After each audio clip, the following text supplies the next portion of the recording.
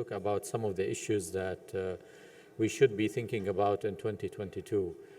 We pretty much know the long journey of chronic lymphocytic leukemia and where we were at, let's say, 10 or 20 years ago, when hardly only single-agent chemotherapy was available for the treatment of chronic lymphocytic leukemia. And now we are talking about combination therapies that are totally chemo-free, utilizing oral agents plus minus anti-CD20 antibodies. The subject of chronic lymphocytic leukemia can be pretty much, I would say, overwhelming, and many things that could be covered. What I'm going to be concentrating on is my own view of what I think would be valid questions in 2022. Those valid questions, I listed them here. These include, is there still any role for chemoimmunotherapy? What is the continuous versus fixed time dosing regimens with novel agents? And I think when we think about novel agents, which we should be thinking about these two different modalities rather than simply comparing results of agents. And then the third is the role of anti-CD20 antibodies and what has been called something called rule of relative weight when it comes to outcomes in CLL, and the treatment of high-risk CLL. And then what about within family switching or out of family jumping, or what we call Me Too phenomena? And finally, what is coming for the CLL therapy? So let's start, is there a role of chemoimmunotherapy? Let me just give you a simple story.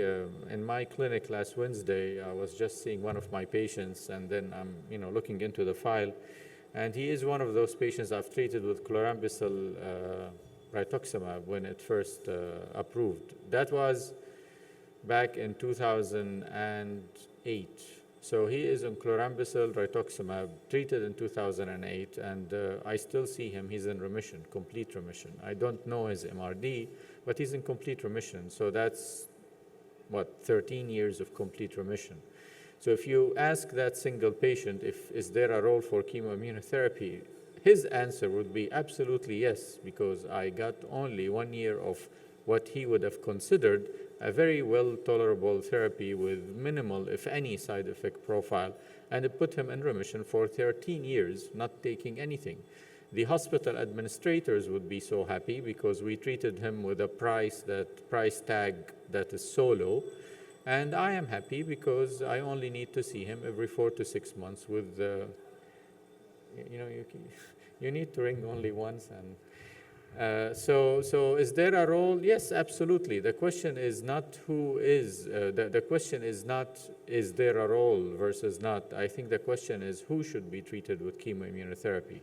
And I think this slide summarizes all the evidence when it comes to chemoimmunotherapy. So you tell me that even with the newer agents of BTK inhibitors, for instance, zanubrutinib, yes, with zanubrutinib, when used in an upfront therapy compared to chemoimmunotherapy, zanubrutinib is better in progression-free survival than chemoimmunotherapy, BR specifically, but that improvement does not cover patients with mutated CLL. In that patient population, there was no benefit proven.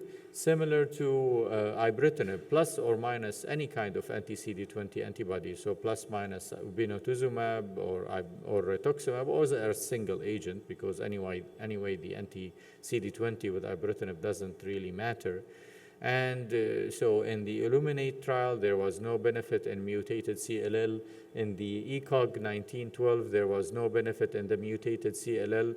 In the Alliance group 2022, there was no benefit in the mutated CLL. And in the CLL14, which compared venetoclax obinutuzumab fixed duration, also there was no benefit in mutated CLL. So none of those trials showed any benefit in novel agents, either with or without anti-CD20 antibody, either continuous versus intermittent. So in that patient population, I really still find it very hard to say that we are at a juncture to recommend treating with novel agents alone.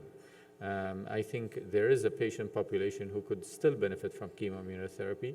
The young patient population who are mutated, they could still get FCR. The older patient population who are mutated, who has no other high-risk features, it is an option, I would say, although other factors start playing a role as the patient gets older.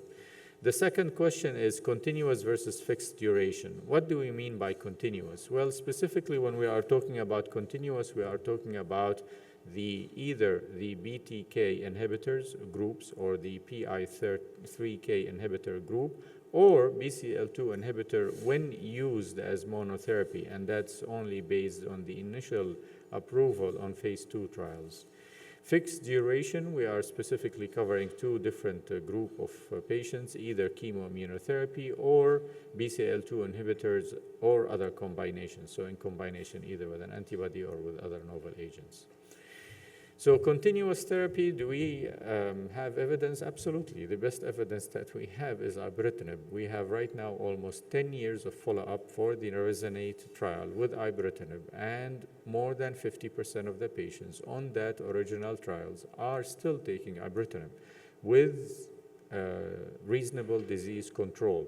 We also have learned a second lesson that with ibrutinib, the initial teaching was that remissions, let's say, are low initially, especially we are talking about complete remissions, but we also learned that those remissions tend to increase over time. But it doesn't matter because we learned from the RESONATE that PR, CR doesn't really matter. You still can gain the same benefit from progression-free survival.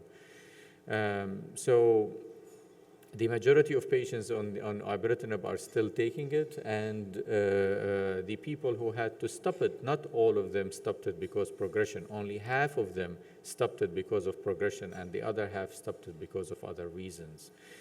We know from RESONATE that the overall survival benefit and the progression-free survival benefit of ibrutinib had extended over time, and it maintained, it was not eliminated, even though those patients would have been crossed over to other agents. And remember now, this is almost 10 years in ibrutinib. So ibrutinib not only panned out against single-agent chemotherapy, it panned out against combination chemoimmunotherapy. Again, the same evidence. Ibrutinib in the Alliance trial against FCR did well, and the progression-free survival benefit was proven. In the ECOG 1912, the same thing. And ibrutinib in the elderly population, when compared to chlorambucil obinutuzumab, again, ibrutinib plus obinutuzumab, again, benefit, progression-free survival benefit that's extended. But then again, remember that this is continuous therapy versus intermittent therapy for all what I've mentioned, so BR, FCR. But even though you take that into account, if you specifically look at the patient population of unmutated who are the higher risk group, yes, the benefit is clear and undeniable. This is not only in ibrutinib, acalabrutinib is the same. Acalabrutinib was compared in the upfront setting to obinutuzumab chlorambucil, elderly patient population, and acalabrutinib is better than chemoimmunotherapy in that setting, and specifically in the higher risk group, specifically the unmutated group. And acalabrutinib, unlike the ibrutinib in this scenario, there probably was benefit from adding the antibody to the ibrutinib. The zanubrutinib, the third agent, was also compared in the upfront setting to chemoimmunotherapy cohort 1 in the Sequoia trial, which randomized patients between zanubrutinib versus BR. And even though the follow-up on this trial is still very, very, very short, but it seems that the same story will repeat itself. There is a clear progression-free survival benefit for zanubrutinib in this scenario. And that benefit was mostly in the unmutated. In the mutated, even with zanubrutinib, which as we will show may have proved itself, let's say, still, it couldn't prove itself in the mutated group. The relative risk reduction and progression crossed 1 in that patient population. So when we say fixed duration, the evidence comes from specifically CLL 14, which utilized venetoclax obinutuzumab and compared it to chlorambucil obinutuzumab in the elderly population in upfront therapy. And obinutuzumab chlorambucil given for fixed duration of 12 months proved itself in progression-free survival, although not in overall survival. And that benefit was mostly in patients who are unmutated. Now remember, here we're comparing fixed duration against another fixed duration with the same antibody backbone. So the benefit here is totally coming from venetoclax, and there's no, obviously, any other explanations. But then again, look at both the mutated and unmutated groups within the venetoclax obinutuzumab cohort, and you will see that within that cohort, the unmutated started relapsing and has an inferior progression-free survival compared to the mutated. So even in a novel agent backbone regimen that is fixed duration, the benefit or the difference between the mutated and unmutated starts separating over time. So even with a novel agent as powerful as venetoclax would not overcome that. Now, whether or not this is of clinical utility, that's a different issue, and we'll come to that later. How about the role of anti-CD20? This actually summarizes all my take on that. Ibrutinib single agent is equivalent to ibrutinib rituximab, is equivalent to ibrutinib obinutuzumab, is equivalent to ibrutinib BR based on the Helios trial. So ibrutinib single agent is as good as any of the others. So there was no benefit, and this is proven in randomized clinical trial. Acalabrutinib obinutuzumab could be a little better than acalabrutinib single agent, and again, that's based on randomized clinical trial.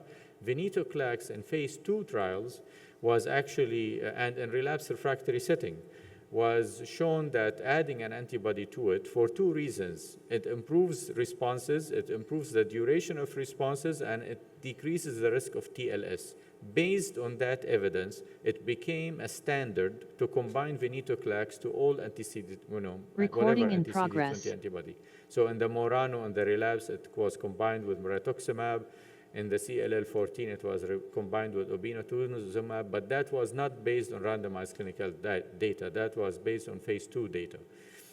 And none of the ongoing, unfortunately, none of the ongoing phase 3 trials will ever answer that question. So we will never know the answer to the question whether or not you need an anti-CD20 antibody with combination novel agents, especially with the newer generation trials. So especially when combining any BTK inhibitor with venetoclax, because they are taking it as given that anti-CD20 antibodies are needed. But we actually don't know. We don't know that. And it seems that with some trial, like the Captivate trial, which combines ibrutinib, venetoclax without an anti-CD20 antibody, the responses are just as good. So we simply don't know. And specifically in the COVID era, and the responses to the vaccinations, you really ask yourself whether or not this question, I think it should be asked, let me be the first thing to say. So how do you treat high-risk CLL? Just to fair of time. We know that high-risk CLL include 2 groups of patients, the unmutated and the mutated P53 17p deletion patient population. And we know since the RESONATE that ibrutinib actually did very good job in eliminating at least the added risk within the unmutated group, as well as the 17p deletion. But this became clearer as time went on. There was still, until a couple of years ago, we didn't know whether or not a patient upfront therapy, 17p deletion, on a novel agent would do as good as a non-17p deletion. We didn't actually know that, but now we know, because there is cumulative evidence that from multiple clinical trials, so all of the clinical trials that I mentioned, some of them included 17p deletion, and it seems that 17p deletion therapy with upfront novel agents, they do as well as non-17p deletion. So that question has been answered. So it was answered in the acalabrutinib, it was answered with ibrutinib, It was answered in ibrutinib with multiple cumulative. They cumulated all, this for instance, they cumulated 4 different clinical trials, more than 1,500 patients with 17p deletion. And it seems that progression-free survival and overall survival looks similar to non-17p deletion. It was answered with the Sequoia trial because it also included an arm for 17p deletion, and the progression-free survival, although the follow-up for those patients is short, but it seems to be panning out fairly well compared to non-17p deletion. Again, with acalabrutinib, with the Elevate trial, it included patients with 17p deletion. When you look at those patient population alone, you will find that the patients treated with acalabrutinib, it doesn't matter whether or not they were 17p deleted or non-17p deleted. The only thing that just keep eye on it, I don't know right now the answer for, is the zanubrutinib when compared to acalabrutinib, to ibrutinib upfront therapy. There was a patient population, although in the trial, I have to admit, they are very small to make any conclusions. We are talking about, I think, 20-something patients, so not a large number of patients. But somehow it seems that, the lines may be separating, I don't know. Now remember, this is relapsed refractory setting as well. So there could be an added advantage. We don't know yet. The message here is that just keep eye on this. Don't make any conclusions. People will start talking about it. You may hear that there is added benefit. I will tell you this added benefit is not of statistical significance yet. The patient population is small, and this is a relapsed refractory setting. So keep those things in mind. But then again, for the future, we may be able to make this difference. Now, how about all of what I've just mentioned is continuous therapy? How about intermittent therapy? With intermittent therapy, it seems that, and we know that from the CLL14, patients with 17p deletion, they progress, and they progress shortly after the venetoclax is stopped. And they do inferior. And actually they do as bad as patients who were treated with chlorambucil obinutuzumab, non-17p deleted. So it's like, it's not recommended. So in CLL14, the conclusions were that time-defined therapy probably shouldn't be used for patients with 17p deletion. Although I don't agree on the other conclusion, which time-defined therapy shouldn't be used for unmutated, because the unmutated difference was actually not that huge, and the unmutated still did better, significantly better than chemoimmunotherapy group, and you could still use the MRD in that setting. So good number of patients with unmutated became MRD negative, and you could stop therapy for them. But definitely for the 17p deletion P53, they should not be treated in a time-defined manner. They shouldn't be received time-defined therapy whatsoever. Okay, how about this question? All the new agents coming in, are we looking at another Me Too phenomena, or are we looking at a true newer generations within class or sequential therapy story? Now, specifically, all the newer agents obviously are all BTK inhibitors. From the ibrutinib, we've learned that, as I said, when people fail ibrutinib, half of them fail because they progressed, the other half they failed because they had side effects. But the other thing that we need to keep in mind in CLL, and please don't make conclusions of CLL based on CML, background. CLL is not CML. CLL is multiple diseases, all lumped in under one umbrella. And from the beginning, from the start, from the get-go, when you start treating the patients, within that patient, there are multiple clones already present. And with each subsequent therapy, we select clones. So, and depend on the second line that we give, we select different clones if we gave a different second line. So if you take a patient who's already treated with a couple of lines, and you take hundreds of those patients, you probably will have at least 4 different groups of patients based on what they have received, first line and second line, because first line and second line will be selecting different clones. So now when clinical trials are run, they don't take that into account. They lump all those patients into one group and they expose them to two different treatment modalities. Now, the newer agents, yes, in pharmacokinetics, there are differences in three different aspects. Number one, their inhibition of BTK. Number two, their specificity and sensitivity to other offshoots, if you want. And number three, their pharmacokinetics over time. So the dosing regimen that needs to be given. Also keep in mind that each time you're trying to make any interpretation related to the outcomes of clinical trials, when it specifically to this, which is comparing different BTK inhibitors, keep these two things into mind. Number one, toxicities and efficacy, and how they correlate with each other and how they interact with each other, because sometimes one drug is not better than the other, but the toxicity profile specifically related to a certain patient may make it better. So it's not a matter of better in terms of efficacy rather than more clinically applicable. And finally, this slide, I think, actually summarizes my take on this subject currently.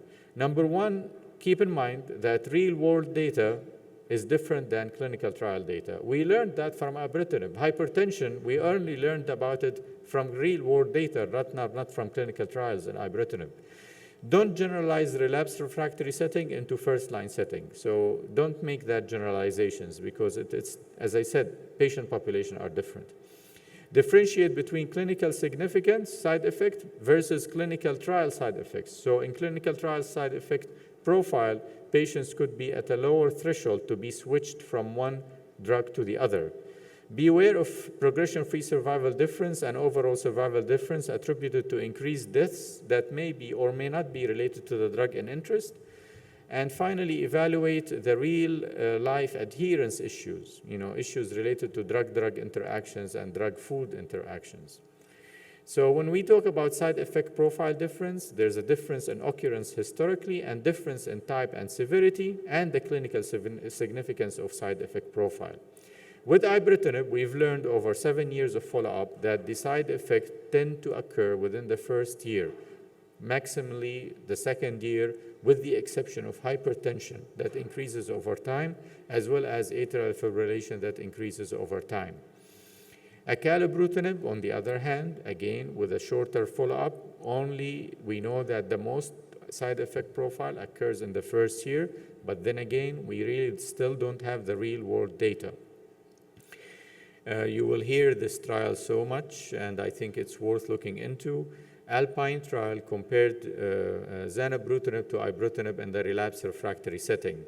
There were 17p deletion patient population, and I showed you the data for that. The overall response rate and the CR rate between two drugs look similar, but there was a benefit of progression-free survival favoring zanubrutinib, although the follow-up on that is still less than 2 years.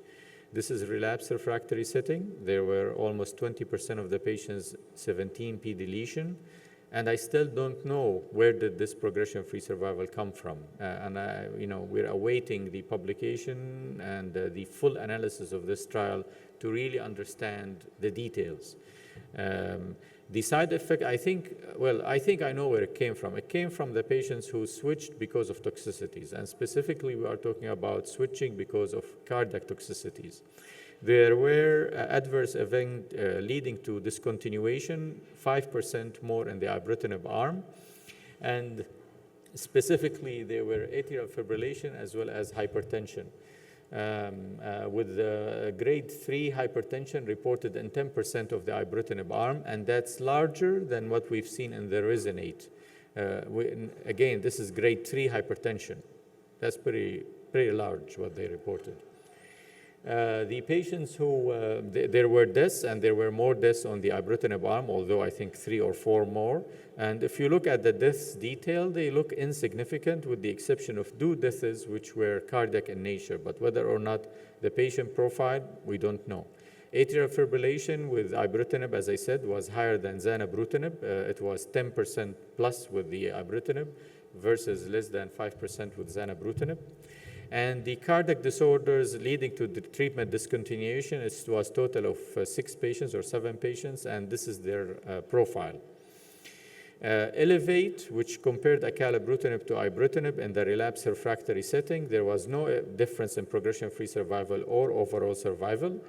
But again, there was a little increased risk of atrial fibrillation at all grades with ibrutinib, although acalabrutinib was still associated with atrial fibrillation and more than what we've seen with zanubrutinib.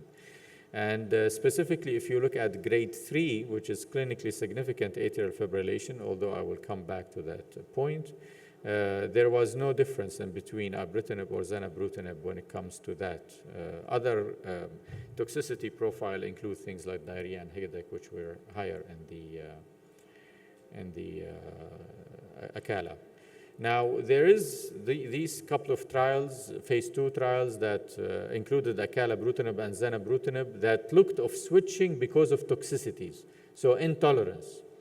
Now, I don't want to discuss them more because I just want you to read the exclusion criteria. So in the exclusion criteria, they excluded any patient who has significant cardiovascular disease, any patient who is using concomitant warfarin or any alternative anticoagulation. So what they picked, simply, they picked patients on ibrutinib who doesn't have clinically significant atrial fibrillation, and they switched them. So for me, that's not clinically significant. I want you to switch the patients with clinically significant AFib. Don't switch a patient. I once heard one of the cardiologists who was talking about that in ASH. He said, if you have a patient being treated and he developed atrial fibrillation, what else do you want? He's already atrial fibrillation. That patient is high risk. He will be on warfarin. End of story. So if you're switching, why are you exactly switching? Now, you switch if you have a patient who's high-risk cardiovascular disease and you're afraid because of sudden death. But that's not what the trial did. They excluded those patient populations. So again, I'm not saying this or that. I'm just saying look at the evidence with some scrutiny. Finally, where are we going? First, we're going into combinations, obviously. We know the frontline venetoclax ibrutinib and the Dr. Jane trial that was published several years ago. It induces very high responses that lasted some time. There's an ongoing, the GLOW trial that's combining ibrutinib with venetoclax, like the CLL14 design. Fixed duration, 12 months only. And the GLOW trial was actually presented and updated in the last ASH, and obviously there's a huge progression-free survival benefit. We're still yet to hear the details of that benefit. Specifically, I'm interested to know the mutated group, what happened with them. But again, you're comparing with a weaker arm, which is chlorambucil obinutuzumab. The CLL17, this will be presented the next year in ASH, so we're really, really looking for that. But then again, it wouldn't answer the question of the need for the anti-CD20 antibody, unfortunately, because it's comparing venetoclax obino with venetoclax ibrutinib. But why don't you have a fourth arm? Anyway. And finally, the Mrd Directed Therapy, and this is exemplified by the Captivate Trial, which took patients, again, it's ibrutinib venetoclax, but patients with undetectable MRD. It randomizes them between ibrutinib maintenance versus placebo only. So it answers the utility of MRD. And actually, this is the first trial that has the primary endpoint as Mrd Directed Therapy, not progression-free survival. So it's something to look at. They presented the MRD data in this ASH. It looks good. Just wait for the rest of the trial. And that's it. I'll just stop here for the sake of time. Thank you.